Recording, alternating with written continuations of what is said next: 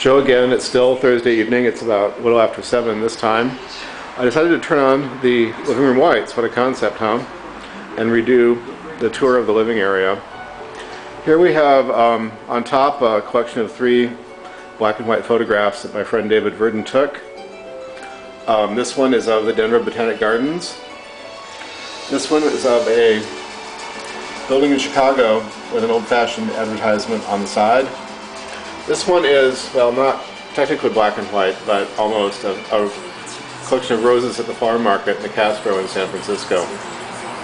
This is a Klee print, first edition from the 40s that I found on eBay a few years ago. What we have here is a set of 3 credenza sections that fit by coincidence very well in the alcove in my living area, and they house obviously books and photographs and art objects. The center one houses CDs and DVDs that I want to keep out of sight.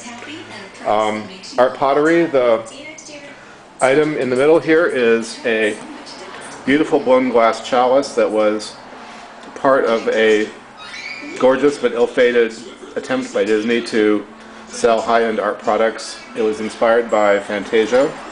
My friend Steve was kind enough to give it to me for Christmas last year. What we have over here, the big piece of art on the wall, is a painting called Urban Organica. It was done by an artist named Gene Arnold, who now lives in Salt Lake City, and I bought it while I lived in Denver. I saw it at the gallery, and it was it was really expensive, but I told my friend, you know, I have to figure out a way to own it, and so eventually I did, although I had to pay for it on the installment plan. And it proved to be a very good investment. It's worth about 4 times what I paid for it. Not that I want to sell it. It's really amazing, and probably the video can't begin to tell you how amazing it is.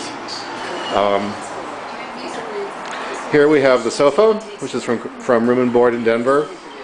The coffee table, also from Room and Board. Some of this is repeated in the video that you have already posted. Chairs and the 2 tables here are also from Room and Board. The chairs are Mies van der Rohe licensed knockoffs. Once again, here's a black and white close-up of some character in Los Angeles that I've known for a while. Here on the coffee table, there's some art books. We have a program or catalog from the Keith Haring exhibit at the Palm Springs Art Museum last year. A book of Banksy's pieces, mostly from England. And the bottom book is a program from the Miwa Yanagi exhibit at the Museum of Fine Arts in Houston that I went to a few years ago, which was just absolutely amazing. We have House Hunters in Rome now. I know you're shocked that I have that on. Here is a silk-screened, each one was a little different from the other, poster announcing the beginning of Arco Santi, the arcology or city, community, universe, social experiment that Paolo Soleri started almost 50 years ago in the desert in Arizona and is still being built.